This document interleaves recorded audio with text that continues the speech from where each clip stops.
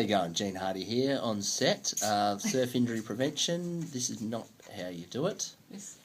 Just wondering what to do about the hole in my face.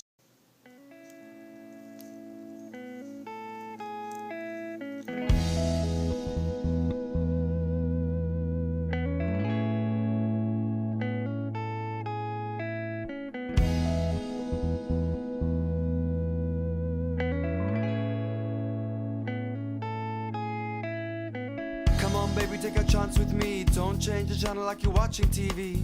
Turn up the volume, I've got more to say. I think if we could start conversing, we'd be chatting all day.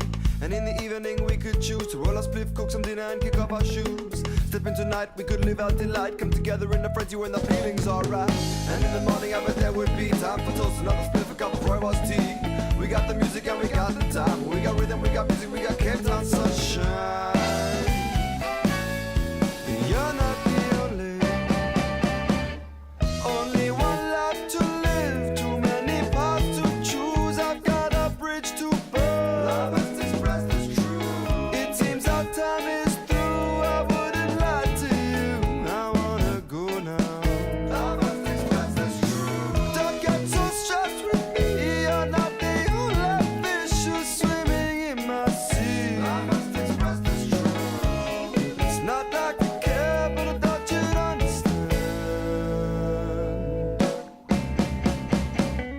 Another day, I'd have more to say, but playtime is over, I'll be on my way. Another date, we could stay up late, climb the roof, watch the stars intertwine our fates. Under another sun, I will be the one. Hi, I'm Reef Jennings, local around Margaret River. I'm here at Redgate. I've always wanted to surf my whole life, but I never really got into it till now. And I've seen some pretty gnarly injuries, and I want to be as safe as I can, because some of the injuries that happened around here have been pretty detrimental to careers. And I've contacted local Brett Hardy to kind of guide me through the ways of surfing, I guess you could say. And he's pretty experienced, so I should learn quite a bit from him. Right now I'm pretty excited to go to the pro and talk to some people about how to prevent injuries and what sort of injuries they've been through, just to build up experience so I can get out there and do what everyone wants to do. So. Welcome to the future, here we go. I'm a new type of human, Earth 2.0.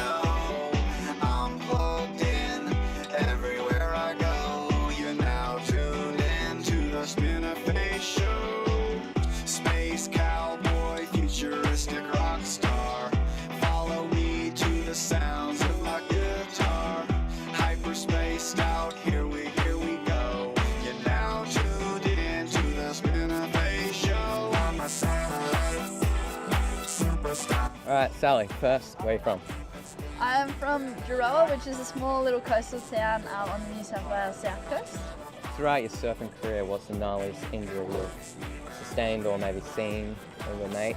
I'd probably say Fiji last year ago. I was surfing Cloudbreak with my brother, and it was a solid day, and I thought I could make this one on the inside, and I was kind of inside the barrel and just got kind of exploded and hit the reef pretty bad, and I fell on my side, and you can see all the little scars and stuff on my shoulders, and I actually broke my arm when I landed.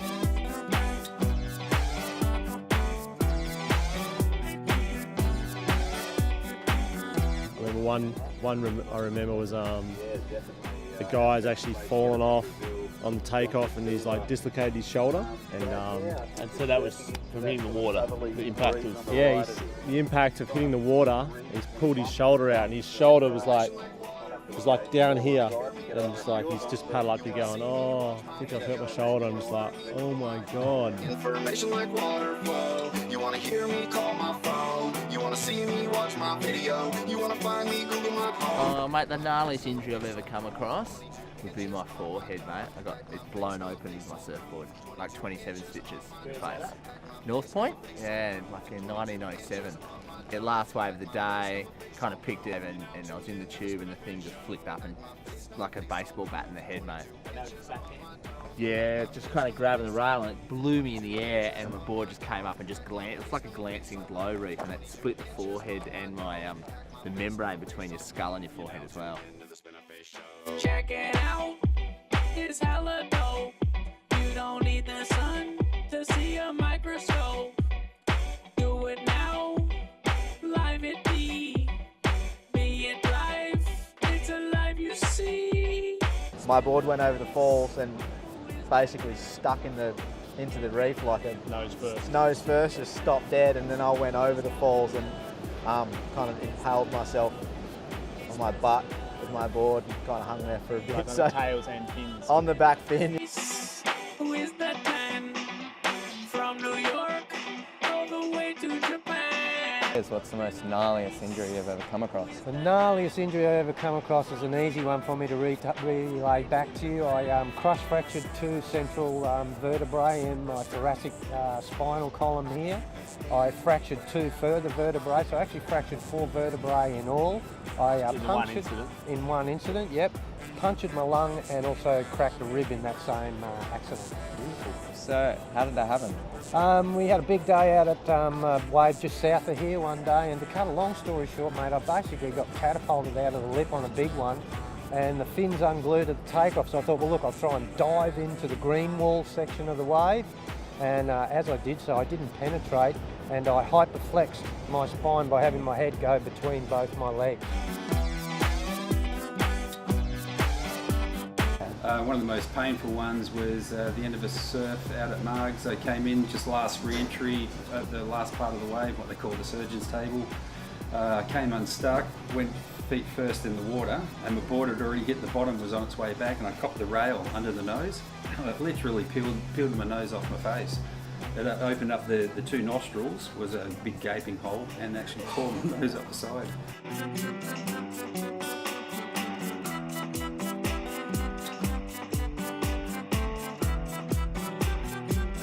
Alright, we're joined here with a local chick, Elle, and I'm going to ask her a few questions. Alright, Elle, what do you look for in a man? I mean, he's got to like the beach, he's got to be sun smart, don't want him having cancers all over his body when he's a bit older, so... You don't want those warts? No, It's not good in the bedroom, is it? No, definitely not. It doesn't look yeah, I was attractive. thinking that. Yeah. So maybe cap, long shirt. Maybe socks and sandals. Socks and sandals, oh, sexy, super sexy. Yeah, definitely. Yeah. And a bit of sunscreen, look after that skin, keep it young and fresh. Yeah. So what's the first thing you think when you go to the beach? Get me in the water? Wrong, no. Oh. No, the first thing you think when you go down to the beach? Well, I put sunscreen on.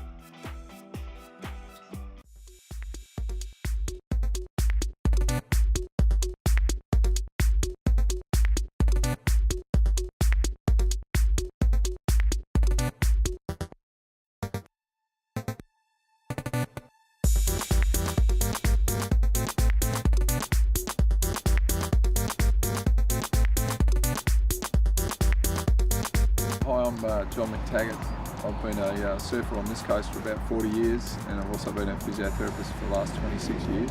And in that time, I've seen many surfers get injured and worked out various ways of getting them back in the water. The thing about having a fractured wrist is to get it diagnosed properly and get it set properly, and then once the cast is off, rehab your wrist so you've got full range of movement and strengthen your arm. And that process will probably take about 6 months.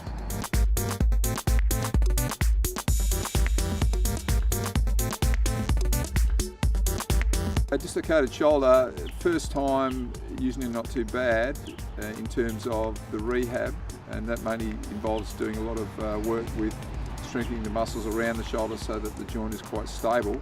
But if it happens twice, then the likelihood is you'll have to have surgical intervention.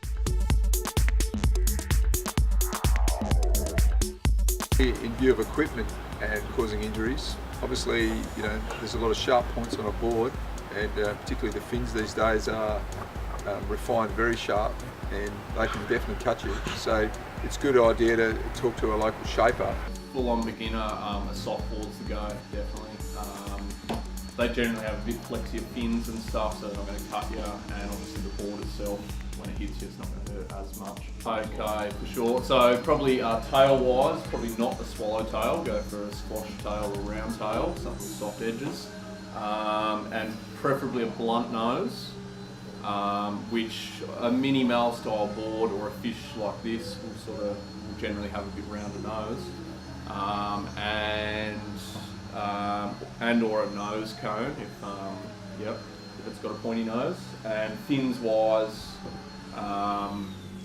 there is fins on the market with sort of rubber tips and stuff. That could be a good option.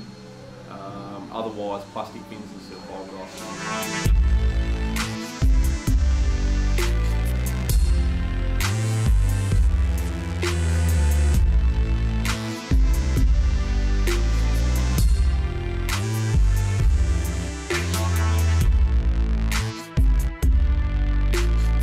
If I'd had a helmet on, if I'd had my helmet on, it would have hit my helmet and bounced off.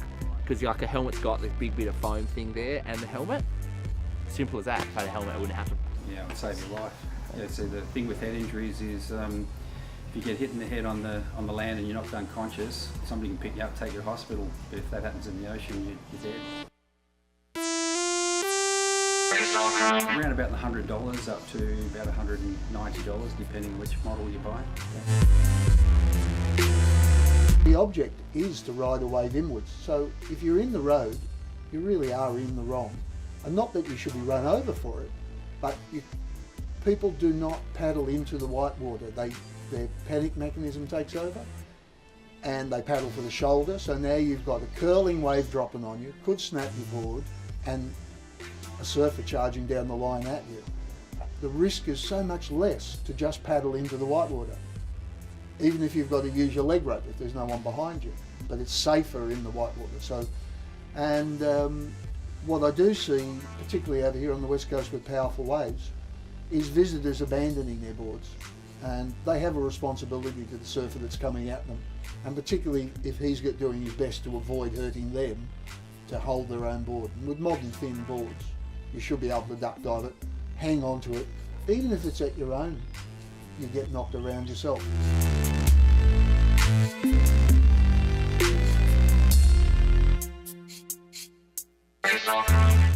It's not rocket science, we're just getting washed in and having a bit of fun. So if someone cares to wait out the back and wait for a good wave, it's nice if they're rewarded. And for safety, we use the furthest guy inside, and that's indisputable.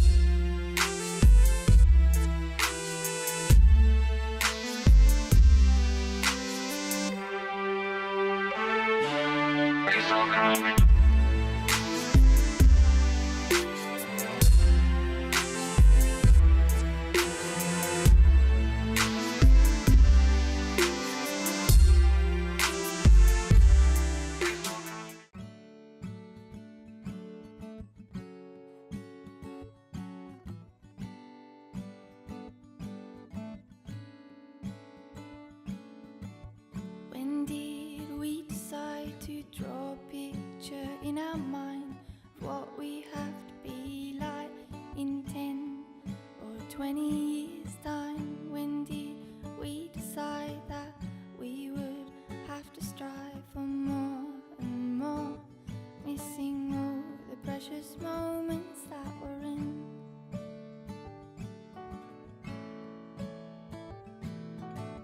When did we make a plan to have to be that other man, just because we can do better than that? When did we make a plan to live life by clock hands, and why are we all rushing around? We run past the pretty things, run right past the messages we should hear. Every living day, be, I'm telling you, just be, I'm telling you, you're You're tiring yourself out. Be, I'm telling you, just be. I'm telling you, you're running on the spot.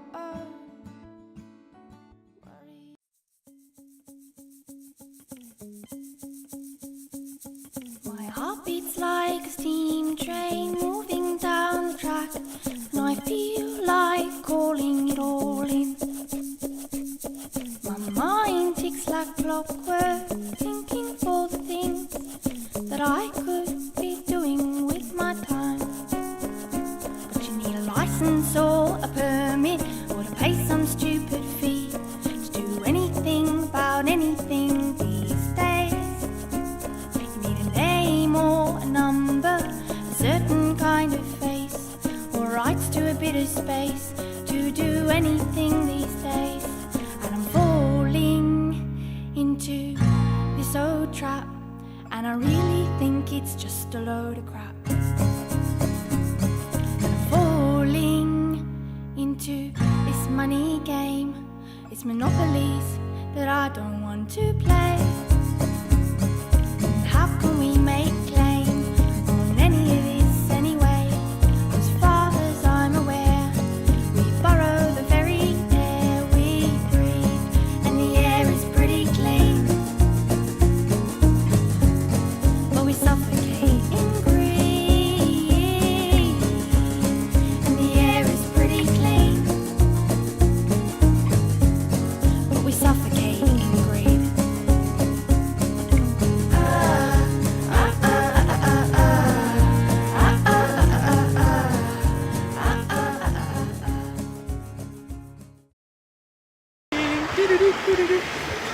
Fast as lightning.